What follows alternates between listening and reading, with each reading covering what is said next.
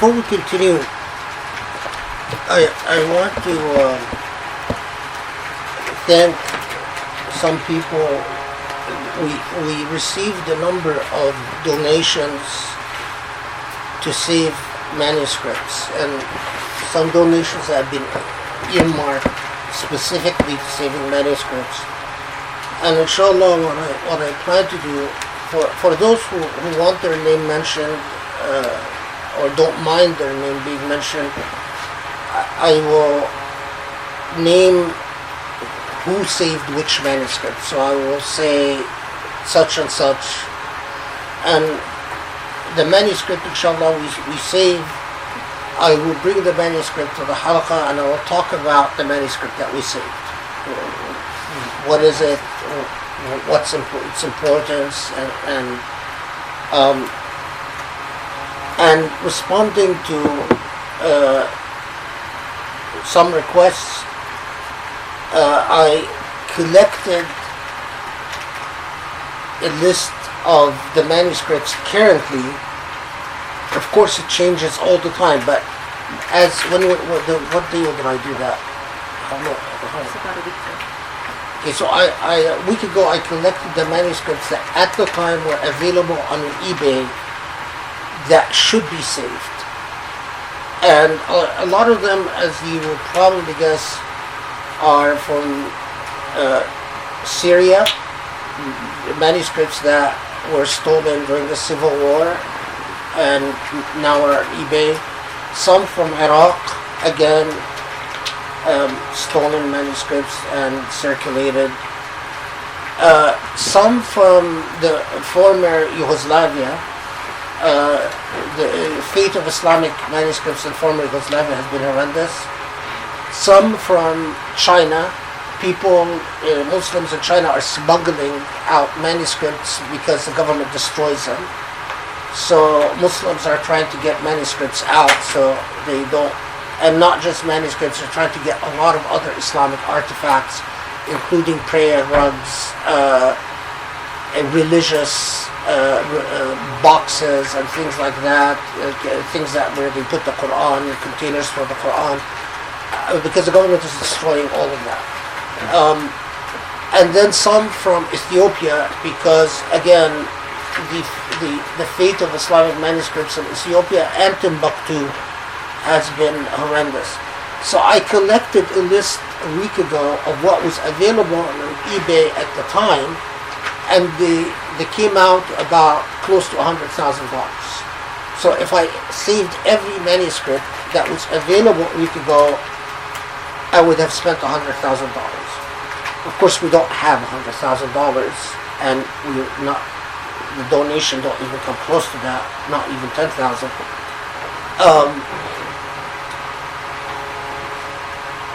But thanks to some donations, I was able to save a couple of manuscripts. And inshallah, I'll bring them and talk about them when they arrive. So I thank people who donated, and may Allah bless you and reward you in the hereafter. And please, anyone that wants to adopt a manuscript, like you adopt a child, you see the type of knowledge that comes from these manuscripts. You see what a committed Muslim intellect can do when reading these manuscripts, and how they can be extremely relevant for our lives and our future as Muslims. So this is no small feat. This is no small thing. And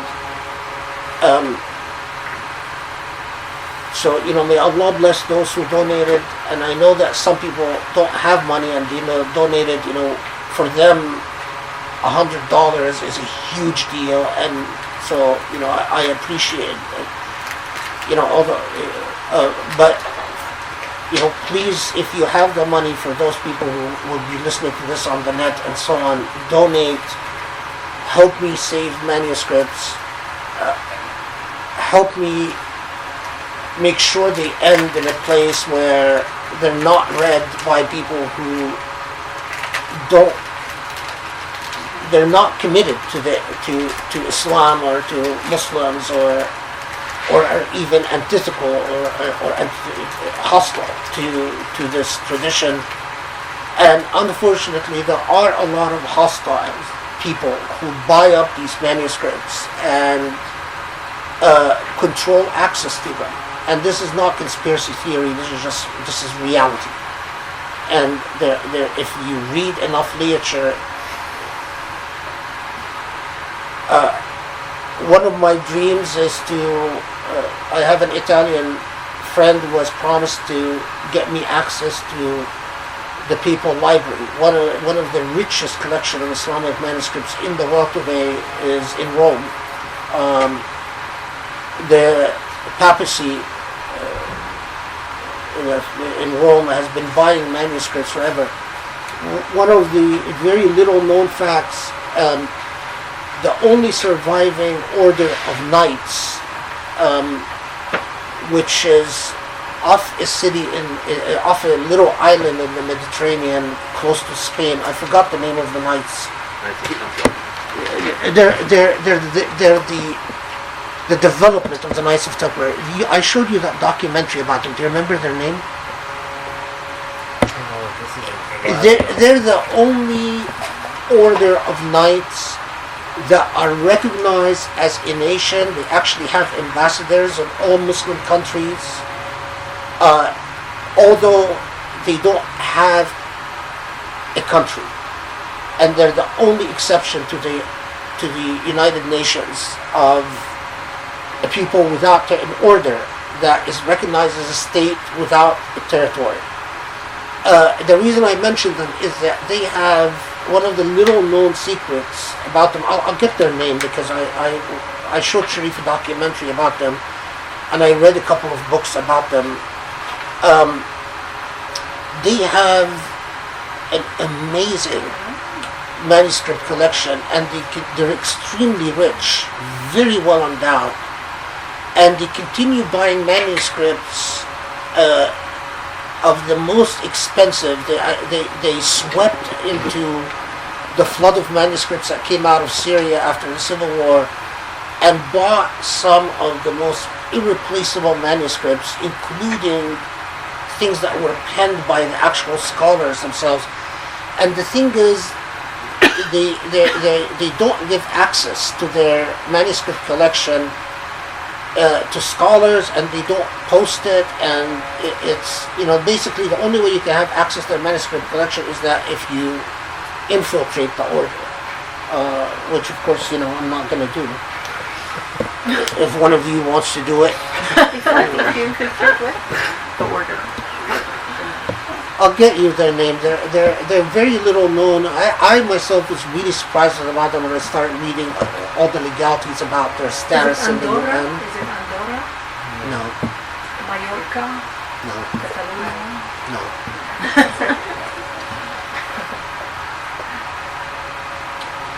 I'll get the name. I'll find that documentary again on one of the books. What's their interest in these manuscripts? They're still among they were founded to protect Christianity from Islam. They fought in the Battle of Lepanto, the last battle of the Ottomans against the last battle by the Ottomans at the borders of Europe. The very famous Battle of Lepanto. I might be mispronouncing the word, by the way. And then they became the guardians of the West, and for a period of time they were extremely interested in translating Muslim knowledge to Latin, and were sort of at the forefront of frustrating the Inquisition in Europe by spreading what they considered rational sciences. And what's fascinating is that their inspiration for rational sciences were Muslim sources. So they embraced the works of Al-Razi and Ibn Rushd and all the philosophers of Sina and Farabi and so on. And then after that, they were active in the Palestine war. They were the only volunteer company to fight alongside the Jewish faith. No one knows much about them now because they're a very secretive order, but they maintain a very keen interest in everything Islamic. The Chevalier. Huh? They're called the Chevalier, I think. The Cavalier. No. What's her name? Yeah. Gibraltar. I mean, if I hear, I'll recognize them because what are they called? Not the Masonry? Mason? No, they're connected to the Masons, but they're not. They're actually the Masons were inspired by them. They're the source of the Masons' inspiration. Just remind me. Can you remind me? To bring their name. I know where the documentary is. Yeah. We watched it 8 months ago. 8 or 9 months ago. Yeah, and I'm frustrated because I read an entire book about them, and I like The Rose something? The Rose Cross? the Rose Cross is their symbol. Yes. The Rose Cross Yes. is their symbol. Yeah. If you any of you the computer heads, if you Google Rose Cross, Rose Cross. you'll find out the name. Well, the Chevalier are connected to the Rose Cross. Yeah, but that's not the name of the order. As known by because they have status with the United Nations and they have ambassadors. I know where their ambassador is in Cairo, and I was amazed that they have an actual embassy in the middle of Cairo. In my Rosicrucian order? I'm sorry, what is it? Rosicrucian order? Yes, but what is it? It's a symbol of what? They have somebody, this is a symbol. It says Kabbalist, Christian. Okay, Grace says move on to the tafsirs. Stop wasting We'll time. come back. We're on limited time. We'll look it up and find out. Well, inshallah, don't worry, we'll bring it. Okay, so now we come to what for a lot of contemporary Muslims would be some really, I think, surprising stuff because of just the way the orientation of Islam is in the contemporary age. So Allah reminds us of the certitude of punishment, a fundamental component of the fulfillment of justice in the hereafter. Without punishment and reward, there can be no ultimate objective of justice. And so then, and as we said, that Allah never mentions punishment without the other side of, and that is reward. And so, the final component of Surah al Rahman talks about the reward. وَلِمَنْ خَافَ مَقَامَ رَبِّهِ جَنَّتَانِ. And immediately after that refrain, فَبِأَيِّ آلَاءِ رَبِّكُمَا تُكَذِّبَانِ. Now, so again, let's see how. And for one who fears standing before his Lord, this is very literal. The one who fears standing before his Lord, there are two gardens. Okay. وَلِمَنْ خَافَ مَقَامَ رَبِّهِ. Now, of course, maqam literally means to stand or a stand. But maqam can also mean status. And maqam, as in maqam al-musiqi, in musical maqam, can mean structure or order or nizam. Maqam has multiple meanings that all connote a certain reverence, a certain awe towards the Lord, towards Allah.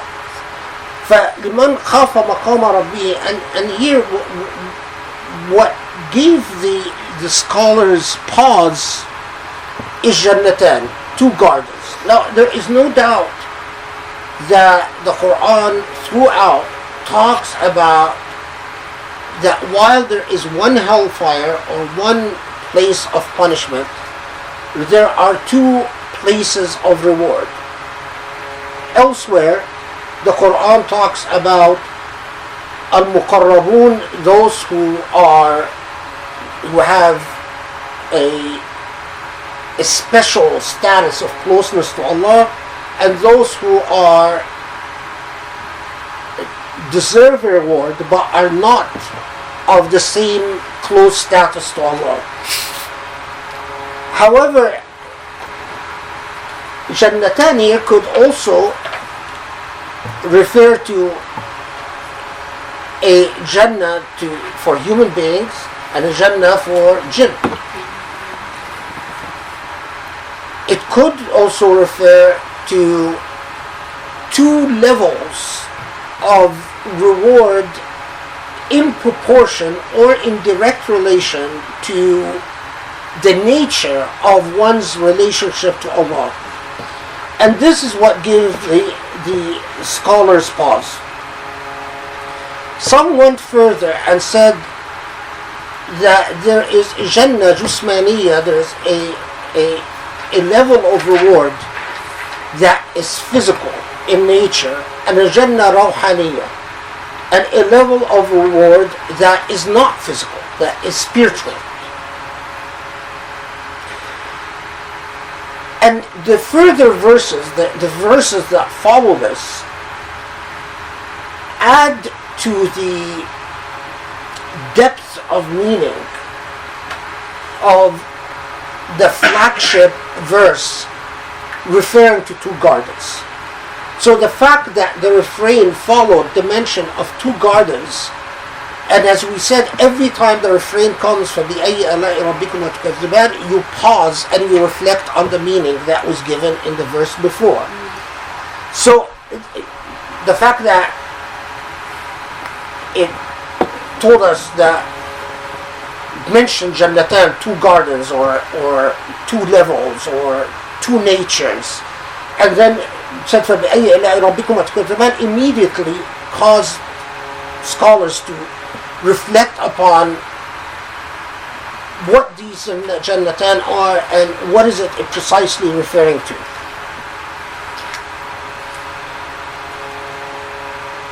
Now notice here, so لَمَنْ خَافَ مَقَامَ رَبِّهِ جَنَّتَانِ, reference to these two gardens, whether one is physical, the other is spiritual, one for humans, one for jinn, one for those who are particularly close, and one that are not, whether there are two levels, whether it's as if there are gradations. Gradation for the muqarrabun, the truly close, and al-akhirun or al-tabi'un, or those who are not as close. And within each level there are two layers is another issue that in reflections on this on these verses. Then that refrain ذَوَاتَ أَفْنَانٍ فَبِأَيِّ آلَاءِ رَبِّكُمَا تُكَذِّبَانِ. Now notice again how short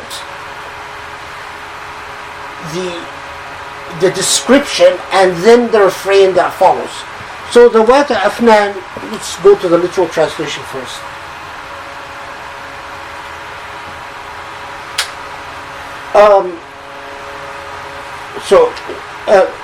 Each abounding in green branches. And here's where we get into the interesting stuff. Now, Afnan could refer to heavy vegetation that is green leaning towards blackness. In other words, heavy vegetation that is quite dark in nature, because of the thickness of the lushness of the vegetation. But Afnan is a remarkable word because it derives from the word fenin or fen. Now, fen is anything that is an expression of artistic beauty. Now, one of the derivations of the word is when there is luscious vegetation, that this is an artistic expression of beauty by the Lord. But it also, Zawata Afnan could simply mean of remarkable and incredible things that you can't imagine. So it could be not referring to vegetation at all. But it also, another, and as we said, we always mention the layers of meaning. Zawad Afnan could refer as Jilani, Abdul Qadir Jilani notes, أنواع من المعارف والحقائق والحالات العالية والمقامات السنية. Okay, so what is he talking about? Afnan could refer not to vegetation and not necessarily to anything particularly physical, but to truth and a state of consciousness that are supernal in their very nature. So when and this will come back to one of the biggest debates about the Jannatan. What Jilani is referring to here is an old debate as to whether all people are rewarded in the same way. Some people believe in Allah, live a pious life, but their state of consciousness can only understand reward in material, physical terms. They want in the hereafter to indulge in everything that would bring pleasure to their physical sensations, their sense of taste, their sense of smell, their sense of sight. But there are people, and this is what, again, Jilani is referring to, who, through their journey with Allah and in Allah, exceed the expectation of materiality on this earth. The physical no longer brings them pleasure. And their jinan in the hereafter is not to eat fruit and drink wine and have sex, but is to revel in the truth and the beauty of Allah. And so this brings a debate that you rarely hear about among modern Muslims that used to be a very intense and vigorous debate, whether Allah rewards people according to their spiritual status, and whether the Jannatan here refers to a Jannah for those of al-maqamat al-saniyya, as they used to call it, its spiritual states, who exceed the need for reliance on physical sensations, and their reward is to become privy to al-haqa'iq al-ilahiyya, to the divine truth. All they want is to share in the pursuit of absolute knowledge,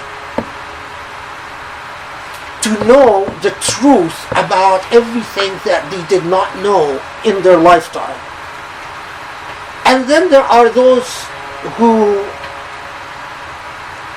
that would mean nothing to them. And to those people, they go to the physical sensations. Now, some objected, as you find, if I remember correctly, Lubab talks about this, who said, well, but wait, if Allah gives some physical pleasure and some spiritual pleasure, then those who are enjoying physical pleasure are not enjoying something real. They're enjoying something that is real in relation to them. Well, that would compromise the reality of material things in the hereafter, and they were very troubled by that. Maybe to our modern mind it's less troubling, because relativism has gained hold in our intellectual consciousness far more than our predecessors. Am I speaking to advance, or is everyone following? Okay, so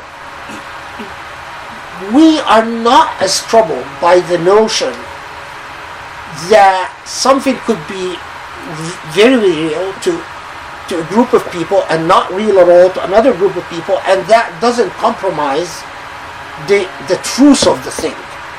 But for the pre-modern intellect, it was a very troubling issue.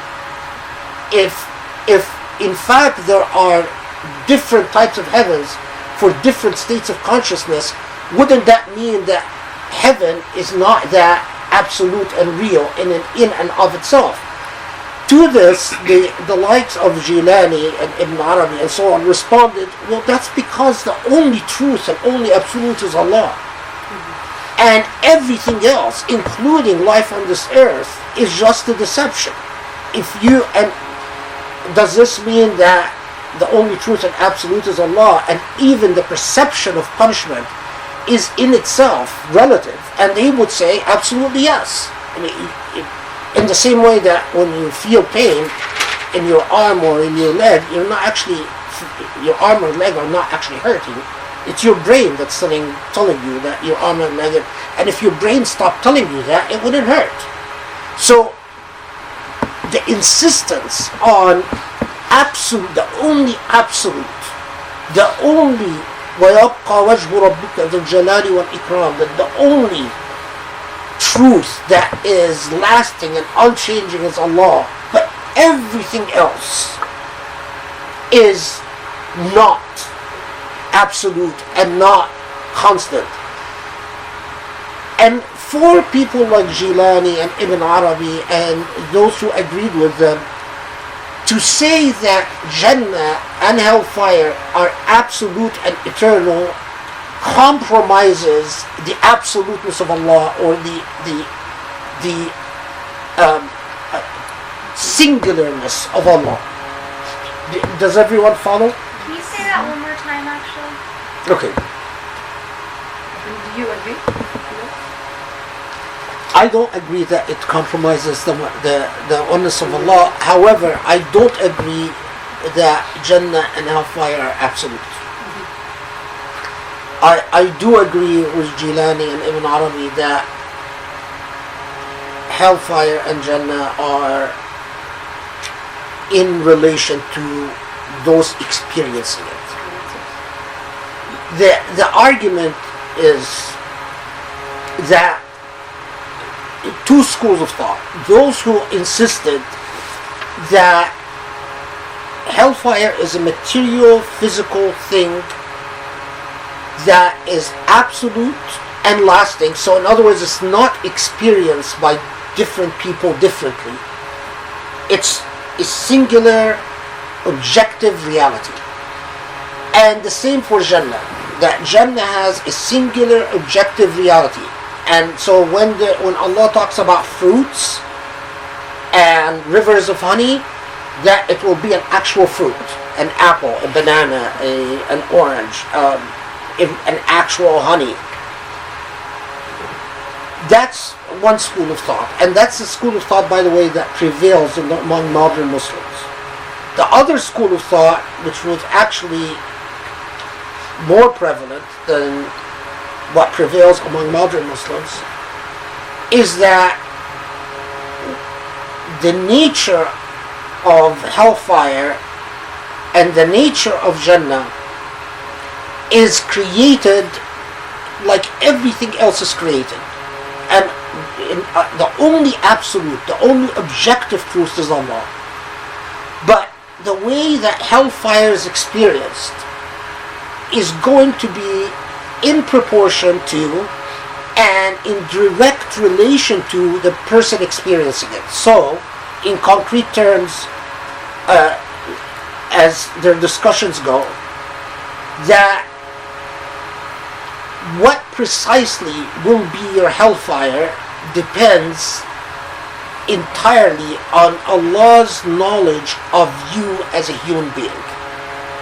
I mean, to be silly, maybe you're terrified of rats, so Allah will give you rats. I mean, to be silly, that's the most vulgar example. A more serious example, Ibn Arabi has something that I thought is fascinating, is that the hellfire is to your consciousness will translate all your sins into deserved punishments. You will have perfect recollection of all your inequities and injustices, and you will see in concrete terms what each act of injustice and inequity will equal in terms of pain. And that's what you will experience. So if you're a serial killer, the suffering of your victims, or if you're a leader of a Muslim world, putting people in prison and executing people, the suffering of your victims will translate into concrete agony. And that's what you're going to have to pay. To feel also? I'm sorry? To feel. To feel. Yeah, that will pay in terms of actual feeling. Like perception. But if you are, not a serial killer, not a leader that has sent people to torture and so on, your payment will be far less. And your experience of Jannah, the biggest debate, is among the class of scholars that said, we know that many pious individuals get in the relationship. Among the most beautiful poetry on this, by the way, is by Rabbi al-Adawiyya, the famous Sufi mystic, who talks about loving Allah and loving Allah to the point that her reward is love from Allah, and she doesn't want rivers of honey, and she doesn't want fruit trees. All she desires as a reward is Allah's love. Her poetry is rather famous for this. Hallaj also has amazing poetry on this. Okay, go back to the debate is whether for a class of individuals, when Allah refers to two types of heavens, that Allah is talking about a material, concrete heavens for those who want physical rewards. They want an apple to eat. They want a husband or a wife to sleep with. And those whose rewards are not material at all, but purely spiritual and supernal and intellectual in nature. Now, so, and in fact, Jilani, and I brought him to, so I can, because it's so foreign to modern Muslims, this school of thought. Modern Muslims have been, thanks to a lot of historical circuits, have been alienated from it. Yeah, I thought that the best thing is to read you some of the actual texts of. I've copied various scholars, and so when Allah says Dawata Afnan,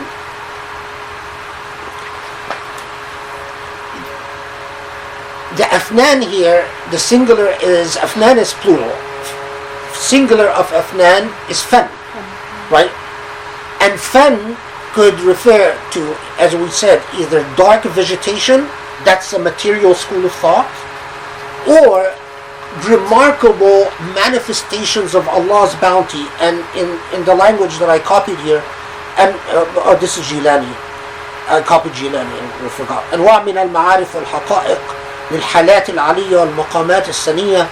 So, which basically means that the Wata Afnan refers to states of consciousness that will be in direct proportion to your level of spiritual and intellectual advancement that you had attained until the point of death. So if you are an Ibn Arabi, it's very difficult for me to imagine that Ibn Arabi will care about eating apples and eating cake or meat or drinking wine. Ibn Arabi wants the intoxications of knowledge. And that's what Ibn Arabi will get. Imagine someone like Al-Hallaj. Can you imagine Al-Hallaj sitting there and eating meat and drinking wine? That would mean nothing for Al-Hallaj or Rumi. Mean nothing for Rumi. Now, I know a lot of people who, if you tell them Allah is going to reward you with knowledge and a level of consciousness, they'll be extremely disappointed. Because what they want is the fruit and the meat and the wine, all the things they missed out on this earth. And the answer from this school of thought, well, for you, that's what you will get. This is the biggest debate about this and the verses that follow about Jinan. What time is it? It's 7:30. It's 7:30 on the dot. Okay. Dr. Khalid, No. Afnan could not derive from Fana, like something eternal, Abadiyya, for Jannah, because Afnan cannot be Gama Fan, Fan is Funun. That is, Funun is one of the Jama' for, and we could refer to Lisan al-Arab on that. You could do a Jama' of Fan with Funun and Afnan. And Afnan. Like Jama' Nimr. Nimr is Numur and Anmar. Now, That's why my name is hard. That's Yeah. the first time I heard that. yeah, because my mother's last name was Nimr and Marwan is the plural of Nimr. I don't think so. I haven't read it anywhere, the connection between Funun and Fana, and I'm thinking about it now, and I don't think so, because بمعنى أبدي. بمعنى الأبدية, I have not read that. The last letter in the root is Hamza. I mean, and the root word of Fana is, and I'm pretty sure about this, is Fanu. Which actually is of non-Arabic, it's an Ajamiyya, it comes from Syriac, which means to end. Or a timeless time in Syriac, and Aramaic too. And then it became part of Arabic. So I don't know. I mean, Allahu Alam. Yeah, I don't know. But I mean, I'll go with what I remember reading. So anyway. So now, this is a good point to stop, because what will follow is, and you could review this before the next talk, inshallah. Yeah, what will follow is a description of the heavens, including one of the debates that occupied. I mean, remember, patriarchy is very strong, and it continues to be very strong till today, but patriarchy was even stronger in pre-modern times, and there are verses in the Quran that men insisted must refer to sexual delights. And what surprises a lot of modern Muslims is that the existence of a school of thought, or schools of thought, that insisted that none of these verses refer to sexual delights. The verses about Hur al-Ain and Qasirat al-Tarf and so on. And these are the verses that we'll talk about, inshallah, next Halaqa. So, I mean, if we open it now, we'll need another hour, so I'm going to stop here. But that's the biggest debate that will come. And then we reach the end of the final ayah in the verse, which will remind us of Ismullah, that, and the ism, the name of Allah, that we started the surah with the name of Ar-Rahman. One of the things that modern Muslims have truly lost is the ability to read a surah like a symphonic performance from beginning to end. Each surah, whether it's short or long, whether it's as long as Al-Baqarah or Al Rahman, has a cohesion in it, but the cohesion of a symphonic performance. It begins, the key that it begins with is not necessarily the key that it maintains till the end. Symphony, but what is necessary is that the symphony makes sense in the totality of its message from beginning to end. A bad symphony is a symphony that is disjointed and makes no sense once you hear it in its entirety. Modern Muslims tend to approach the Quran and approach the chapters of the Quran, the surah of the Quran, like poachers. You know what poachers do? They go and they cut pieces and run off with them. They poach the Quran. Yeah. They attack, they raid verses disconnected, as disjointed from the symphonic context in which they occur. And as a result, they miss out on what Allah is communicating to us. And that's why Rahman is an excellent beginning example. Inshallah, if Allah wills it, then we will be able to demonstrate this time and time again, that you have Allah communicating with you as a human being in a symphonic performance that requires that you sit down, you turn off everything, and you pay attention to get the entire message.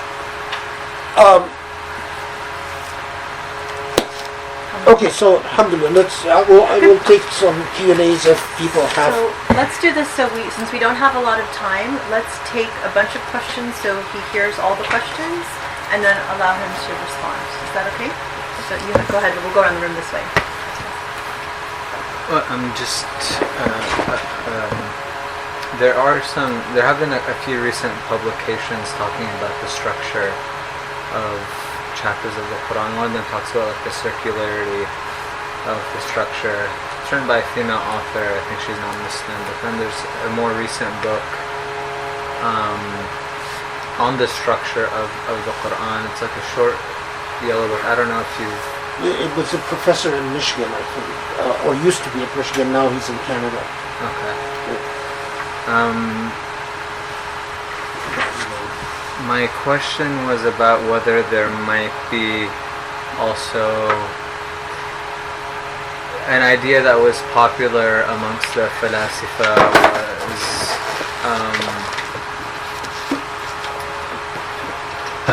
the idea that, paradise will actually be cognition of the divine and, an immersion in that sort of experience. And the verses that mention, rivers and fruits and things like that are actually just meant to appeal to people who are drawn towards such things, but what they will actually experience is this higher spiritual thing. And I wonder if that was something that was accepted by any of the Sunni Mufassirin. Anybody over here? Adi, did you have one?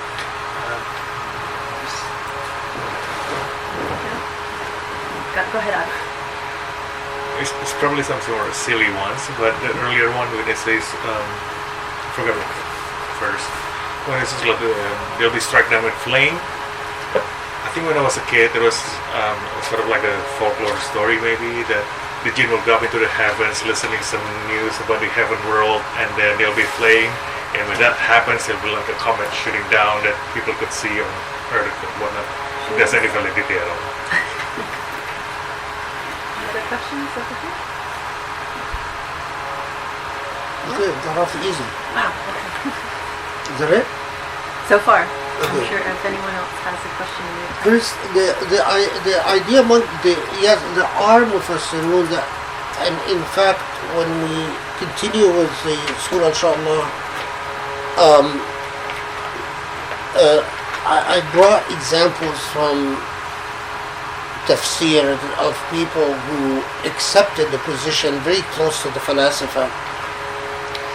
The biggest disagreement between Ahlul Tafsir, who tended to be those who accepted this idea tended to be from the Sufi orientation, and the Falasifa, is that the Falasifa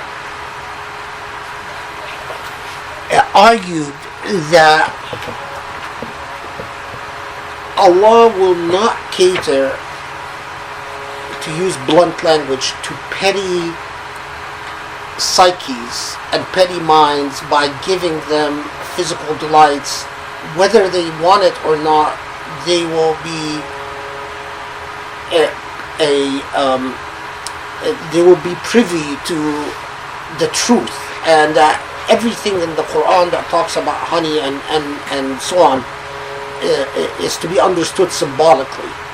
An example of that is Mullah Sadr, who has a long philosophical justification and defense of this, and a very powerful one. But the Sufi Mufassirun tended to think that if a mind that is incapable of enjoying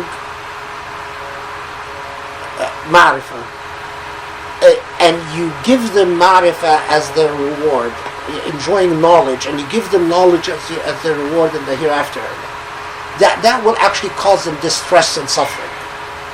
Because for some people, they don't delight in knowledge, they are miserable in it.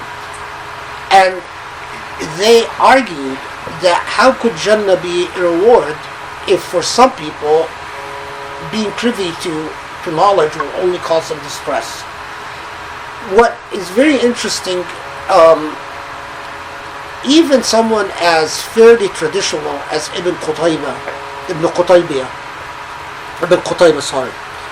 in his tafsir, when he talks about the Quranic reference in Surah al Rahman, فيه شجر ونخل ورمان, and Ibn Qutayba says, why does Allah mention nakhl wa rumman?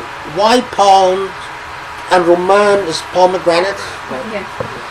And Ibn Qutayba says, well, that's because for the Arabs at the time, they most closely associated with palm trees, and pomegranates were something that was highly coveted and highly rare and extremely healthy, very full of nourishment, Fertility also. and all types of benefits, but also extremely rare, so that Allah chose Nakhl wa Rumman to excite, but of course, as pointed by both Falasifa and Sufiya, in response to Ibn Qutayba, well, if Allah chose Nakhl wa Rumman in order to address an Arab audience, that means that the rewards on heaven cannot be taken literally. And the likes of Ibn Arabi and Jilani and so on resolve this issue by saying, well, you cannot classify those deserving Jannah all in the same boat. There are, and interestingly, all agreed that there are some who are muqarrabun, those who are very, very close to Allah, and those who are further away. But according to what measures? Some said it is a historical progression. So the muqarrabun are Ahlul Bayt and Sahaba. Others and those who are close to the other prophets and so on and so forth. Some said no, al-muqarrabun are those who were exceeding in piety. In other words, performed not just the fara'id but the sunan. Some said, no, al-muqarrabun are those who attained a higher status of understanding of piety and comprehension of al-halat al-rabbaniyah. So it's not the how many sunnah you performed, and it's not whether you were a sahabi or not. What fascinates me in this is that all agree there are two types of jinan. They're not a single level of reward. And so why would it stretch the imagination that the reward would be different according to the level of moral and spiritual consciousness of people?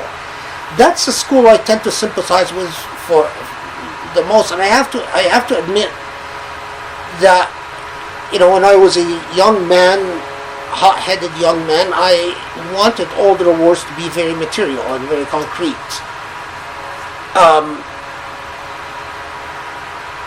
Eventually I grew out of that. Material rewards seem to just... Now, but each journey, as we'll talk about this as well, because I have some very interesting text on that,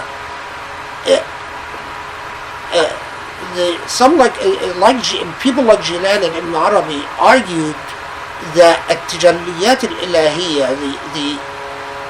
the relationship between the individual and Allah are so unique and so particular, and no two are alike, that when Allah deals with the reward of human beings, it is equally individual and particular. And I'll save that till... but your question brings up exactly what the next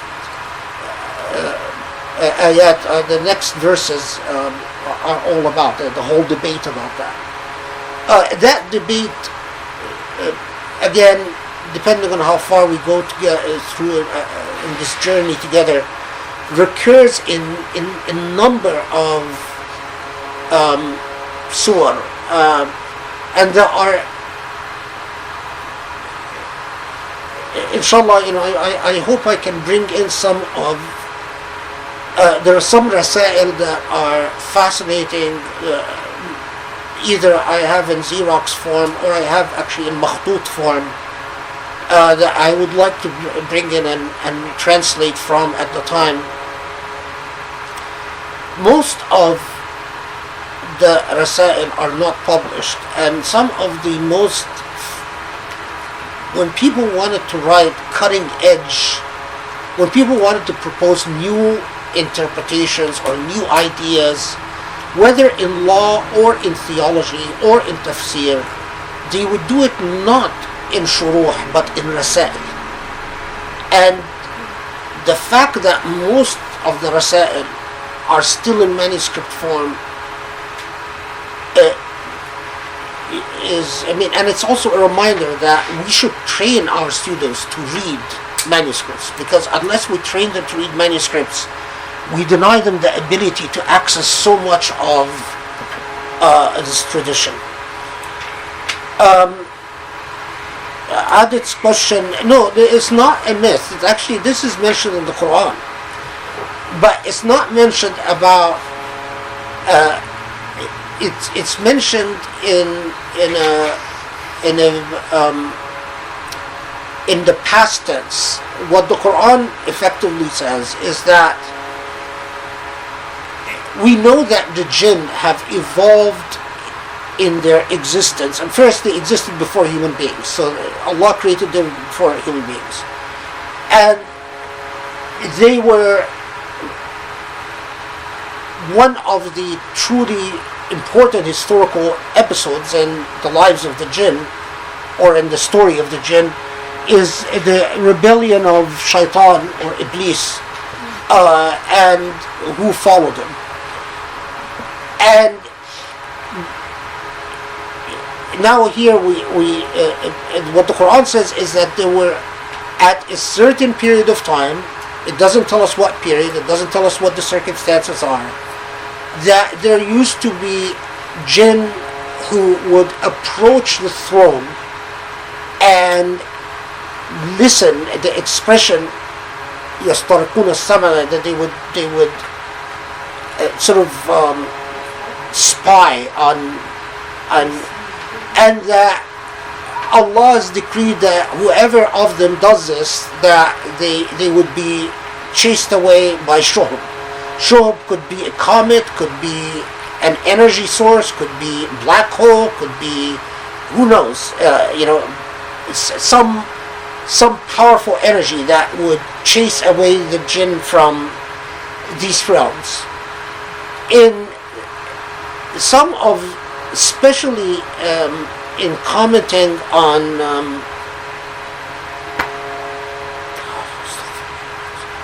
what's the name of the English expression for that prophet? It's considered one of the apocryphal gospels.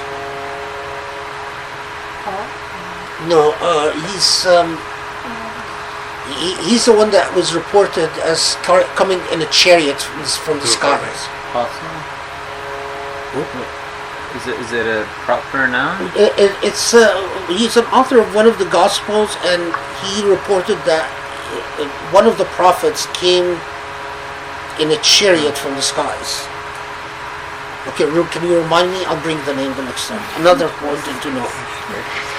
The reason I mention him is that some Muslims read copies of the Gospel, which was not, it was considered an apocryphal Gospel, but it circulated in different versions in the Muslim world, and a very similar narrative was found in the Gospel about beings coming close to the throne and being chased away, and they copied from that Gospel. You find that in Tabari, for instance. He copied material from that Gospel into the tafsir, into his commentary on that ayah. The most we can say is this.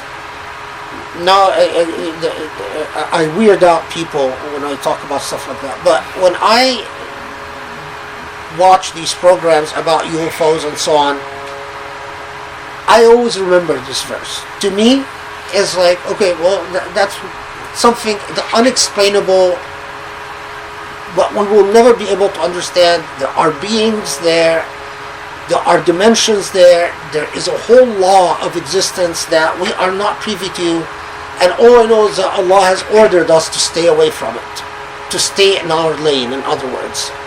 Because if we mess around with this stuff, then we ask for trouble and we disobey Allah in doing it. About UFOs and stuff like that? He Well, who ordered us knows? to stay away from it?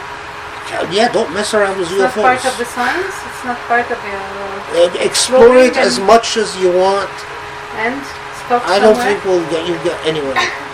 Explore it as much as It's you an want. ayat. It's an ayat that says so. Explore it. I encourage people to explore it, and I just tell them that, as long as you don't develop a It's relationship with. fantastic to prove that you cannot reach a certain point, I mean, so everyone that so far has explored it, they are just puzzled and bewildered by it, and they will continue to be. I mean, if you have like the incident in Phoenix, which I know people who, because I worked for the Arizona Supreme Court for a while, and I know people who witnessed that incident. I mean, yeah, a lot of scientists were determined after they witnessed that event in the skies of Phoenix to investigate it. Did they reach anything? No. No, but they experience that this is beyond them. That's one way to experience that. What happened in Phoenix? Yeah, you should Google it. It's sad because it actually was filmed in Phoenix one night. There are these lights, what we call UFOs, appeared, and thousands of people saw it, including the mayor. And it was so undeniable that people demanded an explanation from the government. It was filmed repeatedly, but that stuff just doesn't puzzle me. Can I ask another question? Sure. In terms of the jinn attack, what about people who derive pleasure from unnormal or like evil, like manipulation, and then would those people not enter Jannah automatically? Or when they do, would they be given pleasure based on what they perceive as the ultimate pleasure? You mean with jinn? Some or humans. Like, for example, you get pleasure from like torturing animals and you get into Jannah. That's if you're all. No, I mean, this is the whole the discussion which used to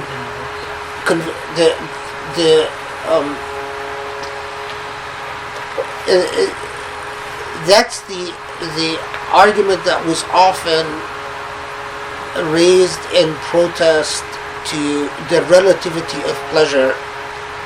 What if you have, and the typical example given in the classical debates was, what if someone, their joy comes from slaughtering people?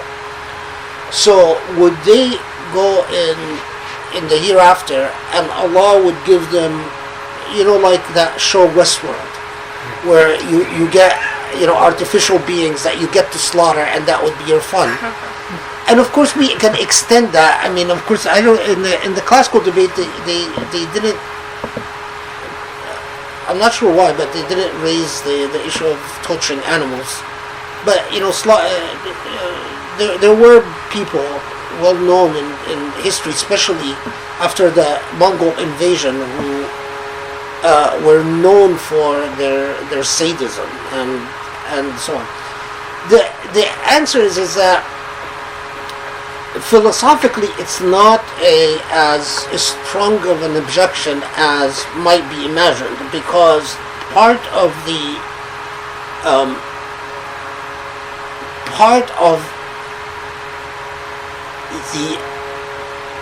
absoluteness of the divine, of Allah, is that certain things are of an absolute, their husn and their qubh, whether they're ugly or beautiful, is divine within the attributes and the nature of Allah. In other words, by Allah, Allah's self. So, in other words, while Allah might change the nature of wine, so that wine on earth is rijs min amal al-shaytan, wine in the hereafter could become pure. There are, so that, and so al-khamr la yadkhul fi al-husn wal-qubh bitab'ihi, that khamr is not part of the beauty and ugliness by its nature.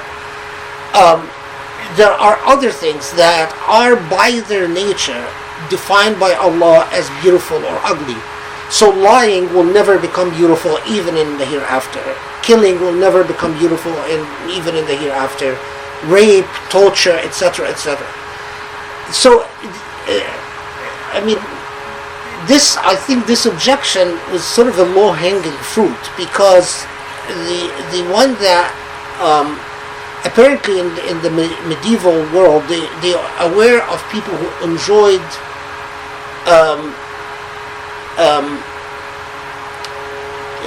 this arson. That seems to have been part of the reality, that there were people who known.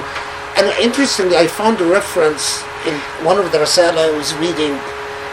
It was a theological debate about Nero, with the mythology that the Roman emperor who burned Rome.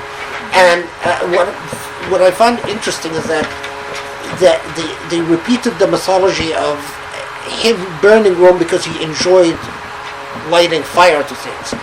And so in this Risala it said, well, what if someone was like this crazy emperor who enjoyed lighting fire, with Allah in the hereafter allowed him to burn stuff for fun? And they answered it by Allah, it would not be, because by its nature burning something involves an injustice or an inequity against another, even if it's something just created for the purpose of giving enjoyment for the other.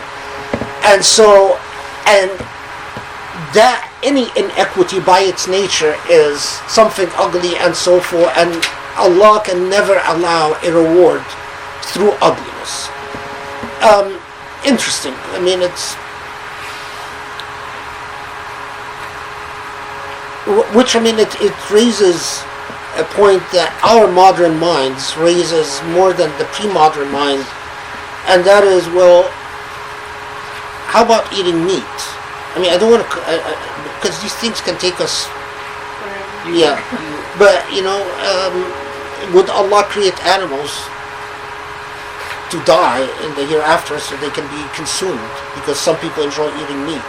You actually talk about something that's very relevant to this in the Halaqa on the Fatiha, which discuss Which I completely which I mean goes back to the original point that the tafsir build on each other, because you discuss how orienting yourself to this moral code changes your perception of reality, and what we gain pleasure from. If you're gaining pleasure from harming others, it's, I think, within, if you listen to those tafsir, and it's within the realm of reason that by orienting yourself under that moral philosophy, what you take pleasure from is going to change, right? So if you're, I mean, it's possible that if you actually do make it to Jannah 10, you're not going to have those pleasures anymore, and you discuss how part of being Muslim and part of the miracle of the Quran is when you orient yourself to this, your reality actually changes.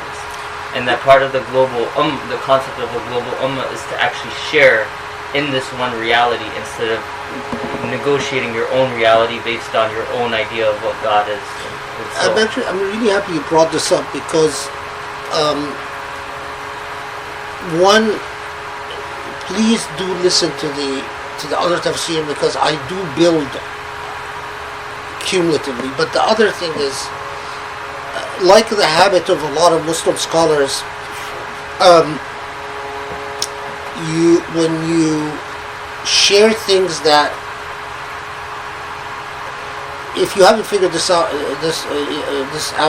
yet, for those of you who are students, the habit of scholars is that when they add something that's original or that's theirs, they never tell you that it's theirs. They will often keep it ambiguous, whether it belongs to them or whether they learned it from somewhere or whether it's theirs. And so far with Surah al Rahman, I have been rather faithful in transmitting the opinions of others without sharing my own interpretations, and that belongs in that class of what is a Khalidi? Khalidi. His original thought. I after years of, I mean, because you spend years going back and forth in thought. You read one scholar takes you one way, you read another scholar, and that's the nature of knowledge. And then you eventually start developing, and after also, working in the legal field and meeting a lot of demented people and a lot of psychotic people, a lot of very selfish people, a lot of very egotistical people, you meet a lot. The legal field is weird.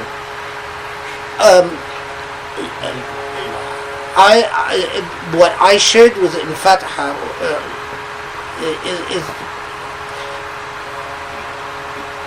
is a further development on the theme of the social construction of reality, and that the necessity of Muslims having a moral project that they are conscientiously pursuing with a vision of what humanity is capable of. And listen to it, because it's I talk about it at Gary Klein's for how many hours? 4 hours. So yeah. Just talk to Nelson. Last question. It's past 8 now. You get to ask the last question. Okay, so It's 8 o'clock. 8 o'clock. well, it was going to be 2 questions, so I guess I have to choose one of the ones that Why don't you say them both, Okay. and then you say yours, and then we'll let the professor Okay. answer. So just kind of piggybacking on this nature of like the calibration of reward or punishment for the individual, this discussion. How does it fit into the fact that, well, Allah created this person, and He created the dispositions of this person, and some people will be material, some people will be spiritual, so there's an element of kind of like predestination, or,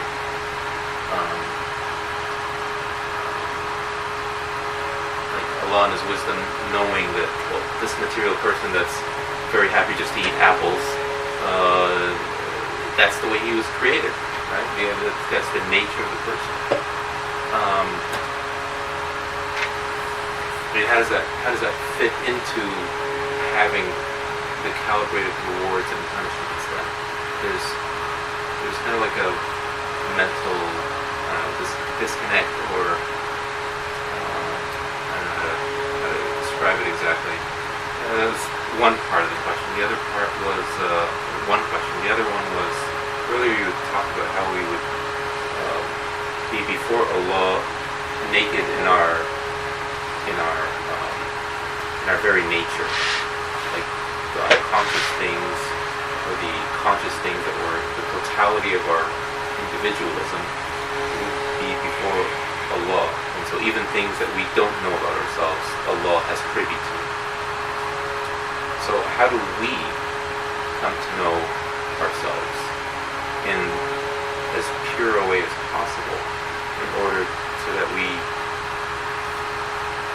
try to understand our inner motives, or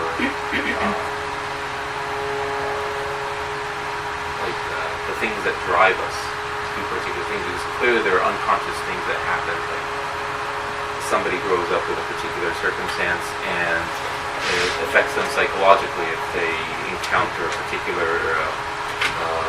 relationship issue with a parent or something like that, and this affects them, and they can't see within themselves how this has affected them. So is my question like, Yeah, no, I understand. gist of it? I mean, Do you want to let Iman ask hers, and then you can... no, there was another question? Iman. It's really very connected to the first one of Khalid. You know, the separation between the materialistic Jannah and the spiritual one. Because I really think we cannot draw a line and say this is materialistic and this is spiritual. I think in some parts it is extremely connected. Like you give the example of having sex with your wife, and then after that you look forward for something else of a higher state. To me, when I think of the human body, I think it's one of the most spiritual creation on earth. And when people get together, it is not physical only, it's much more than physical. I mean, one of the end result of things like that is to have a baby, for example. You hear him, it's something physical that became, it's extremely spiritual to me. So where do you draw the line between the materialistic and the spiritual? When you think how the body functions, how you hear, how you see, how you look, how you feel, how you understand, the brain, this is, for me, is not materialistic at all. Well, I mean, the second question I think is I started. Remember, we're not talking about the separation between the two on this earth. We're talking about what happens in the hereafter, and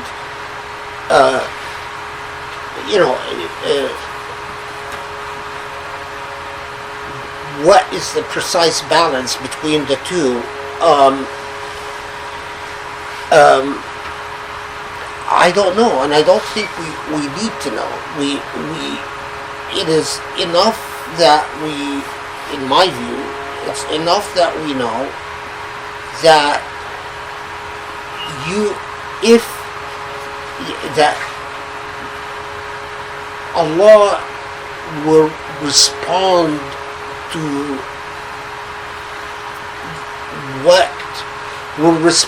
rewarding us because, and this we haven't talked about this yet, but when Allah tells us جزاء الإحسان إلا الإحسان, that goodness cannot be rewarded except with goodness. Of course, that doesn't mean that all goodness is absolutely relative, because as we said, the goodness does have a nature. A lie can never be good, and truth will always can never be ugly.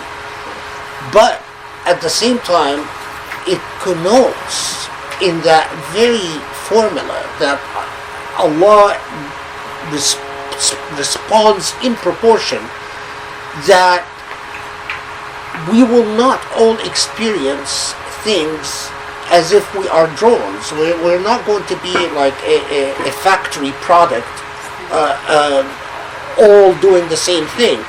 And so, when someone comes, it reminds me, when I was in school, one of the kids, we were memorizing a verse. I don't remember exactly which one, but it was Tin wa Zaytun. And the teacher was saying, in heaven there will be tin, and you will all enjoy. Tin is what? Figs. You will all eat figs and so on. And then one of the kids said, "But teacher, I don't like figs." And the teacher told him, "You have to like them in Jannah, because you have to like them. When you go to Jannah, you're going to eat them, and if you don't like them, God will be angry." He said, "No, I don't like figs." So she punished him. The poor kid she caned him 10 times on his hand. And I never forgot this, and it's stuck in my mind. It's so I've actually would joke with my teachers afterwards, and I would say my fig problem, my fig complex, because I saw this kid. I think we were like in first grade or second grade. Yeah. So I was always, because I saw this kid get punished for insisting he never liked figs. So the fig complex is resolved in that Allah is greater than that. And Allah knows what we are. But the possibility, because I know it. I've seen it. Those human beings who really material, physical things cease to have meaning for them. I mean, I know they seem to communicate an ocean of meaning simply through a touch of a hand. They didn't need to do anything beyond. And when I think of these people,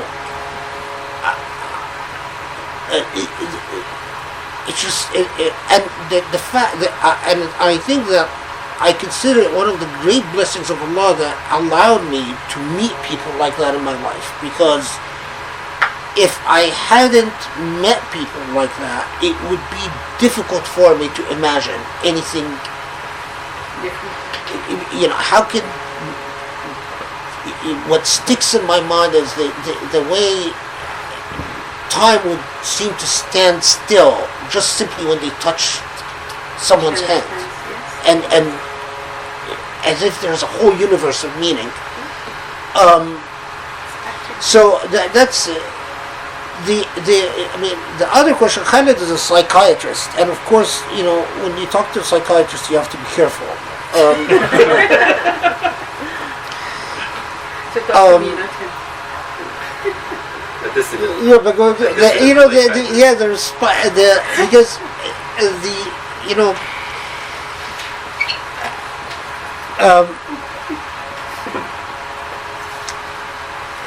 I put it. I don't know.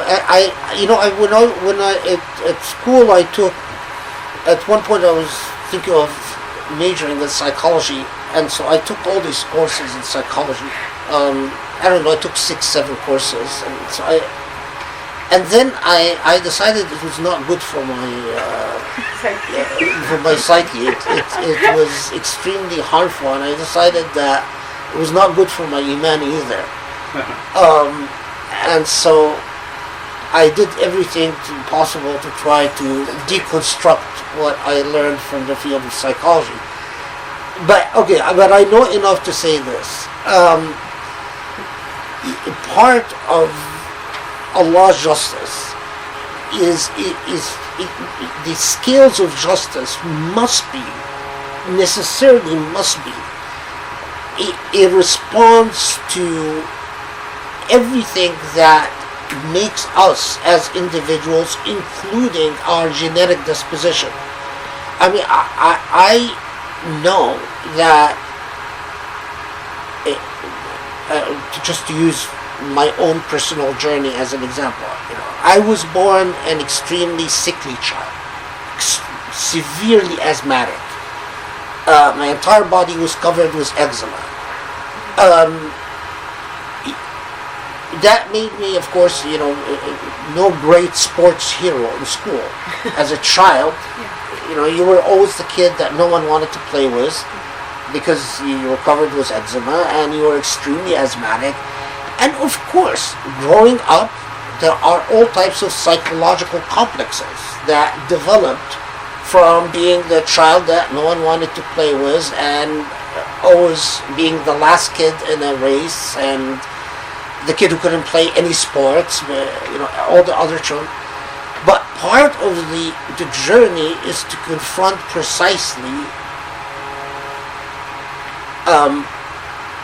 to relive these moments and to recapture, reassert control, to reassert, I want to avoid psychological mumbo jumbo, but from a piety perspective, is to be at peace with what Allah has given me and what Allah has allowed me to experience, and to go beyond peace, to see it as a ni'mah, to see it as a blessing, and to look at the blessings that came from it. Yes, I couldn't play any sports. It was physically impossible because I would have an asthma attack every 2 seconds. But as a result, I would spend all the time reading books. Now, of course, how was it an easy journey? Is it an easy journey? Because I can't ever claim that it has ended until I'm dead. But what I'll say is this, is that it's the more time, Greece mentioned silence. Actually, that's very interesting because the more time, and I must have learned this from my mother, because once you mentioned it, the more time I spent in silence and in dhikr, the more I was capable of confronting and dealing with and working through. What is, I don't believe that you do it through yoga. I believe you do it through dhikr, because you need the madad al-ilahi. And I think that's the difference. Simple reflection without the aid of Allah as an active agent does not necessarily yield insight beyond your ego. But my belief in that when you take one step towards Allah, Allah takes 10 steps towards you. And Allah actively allows light to come into your sight. By the way, I also knew kids, they were here in LA, their parents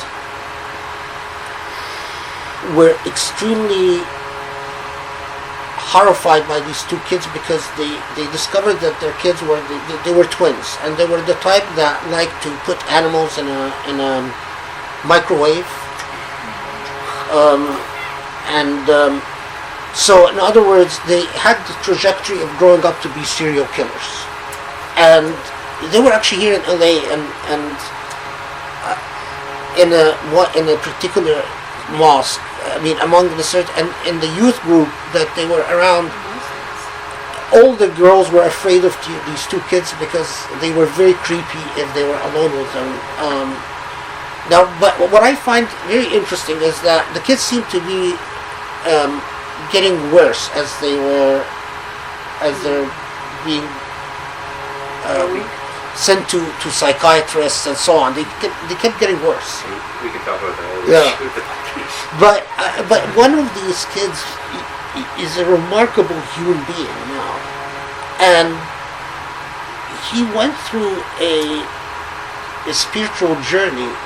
One guy, his brother, ended up an alcoholic, and I'm not even sure if he's alive because he was in a horrible state. But the kid that I know, it took him that eventually he lived in Mecca for a while, and then joined Tariqa in Maghrib, and became a beautiful human being, full of light. But it's also when he decided not to take any of the medicines prescribed by the psychiatrist and to cut them off and so on.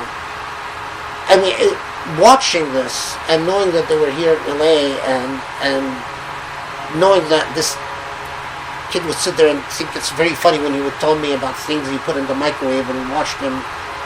I don't know, it's quite remarkable. The Sheikh of the Tariqa seemed to know exactly what he needed, and for people like that, that's a... You seem to know what? I'm sorry? How to help him? Yeah. Yeah. I mean, he went to Mecca for a while. He continued to struggle with a lot of things after living in Mecca for a couple of years, and then he went to Maghrib, and after several references, because first he visited Egypt, and then someone told him about a Sheikh in Maghrib, and then he went to Maghrib, and Sheikh looked at him, and as he tells the story, said, I will work you very hard, but you must conquer your demons. And so, I mean, the last time I saw him, I was just shocked by the glow, the nur that was coming from this kid. And his parents, of course, first thought it was the worst disaster in the world that he joined the Tariqa, and now they're just, so. Okay, 8:21. 8:21. Okay, so we're over. But let's pray Maghrib before we. Okay. Let's pray, and then then we'll rush out. Yeah, we have people waiting for us. So sorry, no questions, no stuff. Just sweet goodbyes.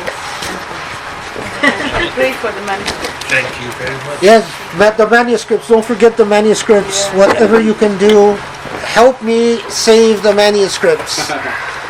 I mean, remember, every week new manuscripts come up. What has been pillaged from Syria is mind-boggling. I hear scary numbers, by the way. I mean, I've heard as much as 5,000 manuscripts pillaged from Syria.